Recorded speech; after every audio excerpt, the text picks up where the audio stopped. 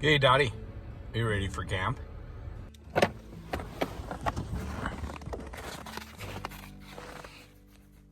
Oh, hey there, guys. Welcome back to another episode of Tiny Cabin Chronicles.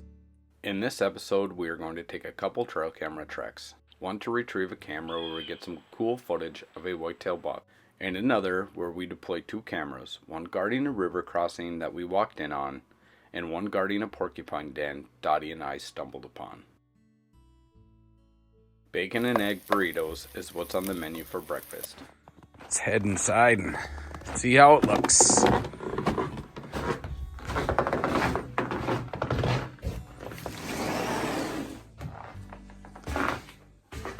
Looks like the way we left it. 10 degrees outside, low inside. Better get a fire going.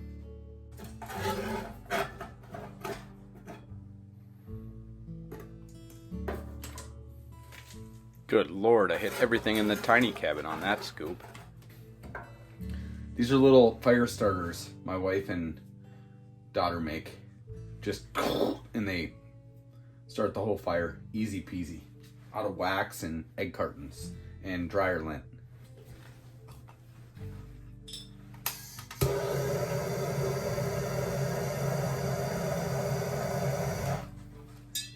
Just like that.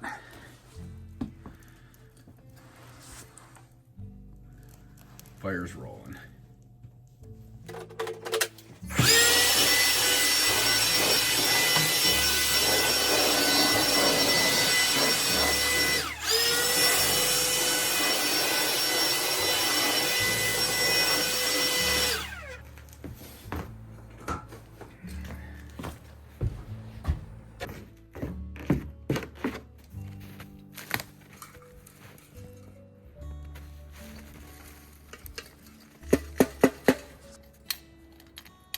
What a difference 20 degrees makes, or 30 degrees. It's like 15 degrees outside right now.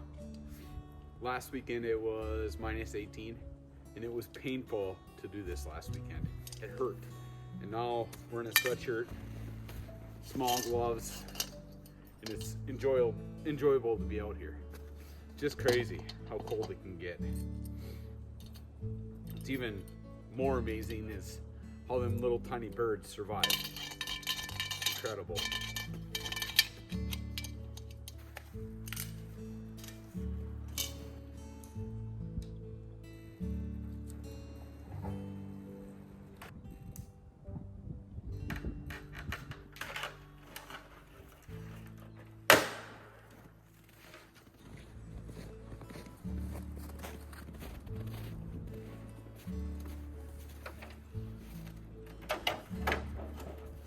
Just like that, birds are fed.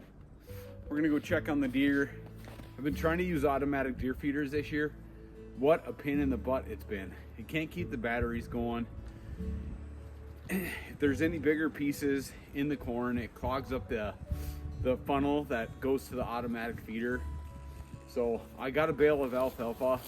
I'm gonna try to supplement that, and then on the weekends when I'm here, I'll throw some corn down. And I have 6 does and 1 small yearling buck coming in, and the neighbors feed the deer too, so I'm not worried about them, but I don't just want to give up on them either. I think the birds give plenty of seed. They spread plenty of seed on the ground for the deer to come in and get a little snack before nighttime, but we'll see what happens. I'm going to go grab that alfalfa bale and bring it back, and I'm just going to break the whole thing out for them. So then they at least got a little bit of greenery to eat. But first, let's go check out what the temp is inside camp. Inside the tiny cabin. Okay, we're already rocking. Look at that. 15 outside, 45 inside. So a lot easier to heat the cabin on days like this too.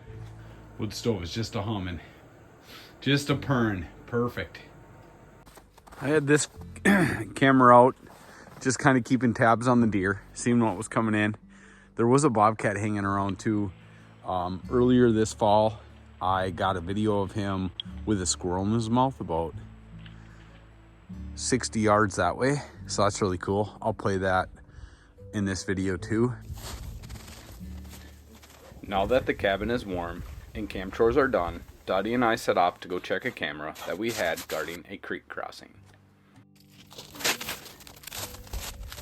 Well, there was a story there until Dottie wanted to figure it out herself, but a grouse had roosted underneath this balsam bough right here. We just went through some cold weather, and sometimes grouse will roost on the ground to get out of the wind. Sometimes even completely underneath the snow, but we don't have a lot of snow, so they do the best they can. But anytime you see these big piles of poo, it typically means they spent some time there, a good amount of time, typically on a roost. It's kind of a neat little deal. Okay, see my camera. It's guarding this creek ravine right here. Right here, there was a crossover trail crossing this creek right where that camera was this fall. So let's go see what we got, guys. Definitely got Dottie tracks.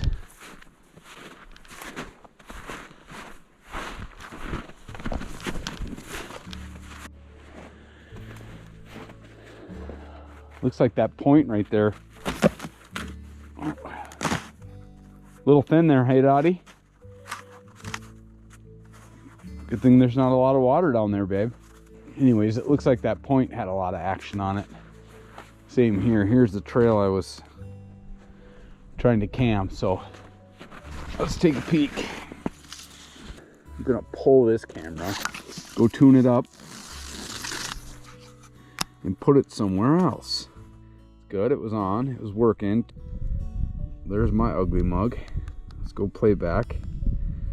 There's us. All right, tonight when we get back to the cabin, we'll take a peek at these and I'll run through what we got. Okay, just getting back from checking trail cams. Let's see what the heat situation looks like in here. 68, 27 outside. Early November is the breeding season for white-tailed deer in our area. Leading up to and during the rut, bucks fight with each other for territory and the right to breed the does. It is not uncommon for bucks to be injured during this period. This buck has an injured back leg, something he probably got from fighting with another buck in the area. Unfortunately for him, winter is right around the corner, and it looks like he is going into the hardest part of the year with a pretty gnarly injury. But these bucks are tough, and my guess is he will do just fine. Dottie and I often grouse hunt and cam this creek ravine, so we will do our best to keep tabs on him. Speaking of grouse, did you see it in that last clip?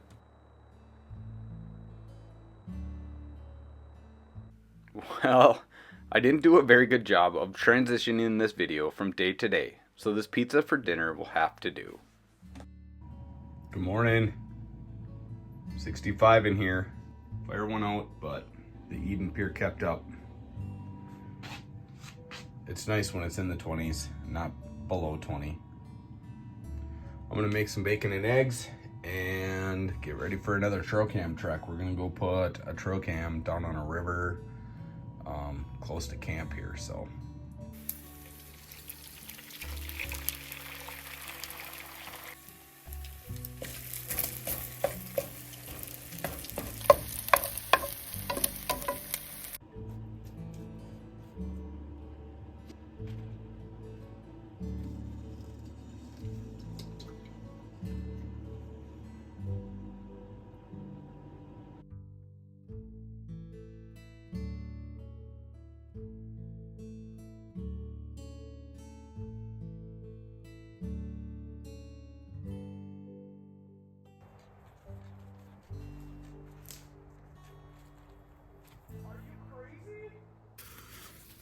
Okay, we're at the spot. I'm not sure exactly where I'm gonna put the cam out, but you can already see there's a big wolf track crossing right through here. So looks like it stopped and took a little drink out of that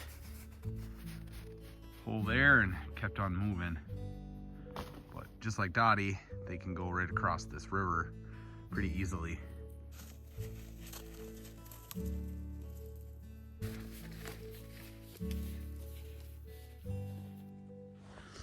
Okay, I found the spot where I'm gonna put the camera. There's an old beaver dam right here that used to be built up across this river. It looks like it's now probably blown out over on that side, right where Dottie is. But the animals are using it as a crossing, and I think they're using it as a main crossing because they know that it's a shallow part they can get across, and we'll get any animals coming up and down the river, and we'll get the animals crossing right here. The deer have been using the edges really well. They're eating all the browse coming off the edge that's growing off the edge. And then obviously the predators are using the river as well as a corridor. Bobcat, I've seen bobcat tracks, coyote tracks, and wolf tracks. So, and I'm guessing an otter will come through sooner than later, I would think. I haven't seen no otter tracks, which is surprising, but got the trail camera all set up. Overlooking that spot right there. Come back in a couple weeks and see what we have. So, little Dottie found herself a porcupine den. Let's go see. All that fresh poop outside. Oh yeah, I can see some porcupine trails too. Oh yeah, Dottie, no. So there you go. Oh. There you go, guys. Porcupine den. Dottie was the sticker nose in that thing. Hey! She'd have a mouthful of quills and it would be bad. Because we're back here a pretty good ways and I'd probably have to go see a vet. No fun. But you can see they have trails. I'm sure that's leading up to a tree she's chewing on. She or he is chewing on. I might put a trail cam right here this winter just for fun. I'm sure it gets all kinds of activity. Whatever comes through here is gonna come check it out.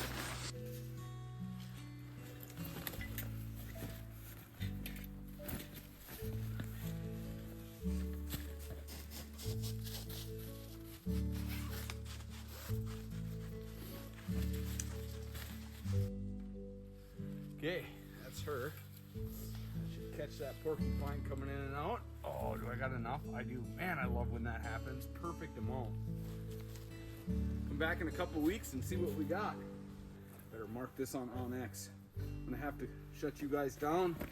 Mark this on X. And head her for the truck. You definitely don't want to stick your hand in there. That'd be a rough day. As always, guys, thanks for watching. I appreciate it. And we'll catch you on the next one. See you later.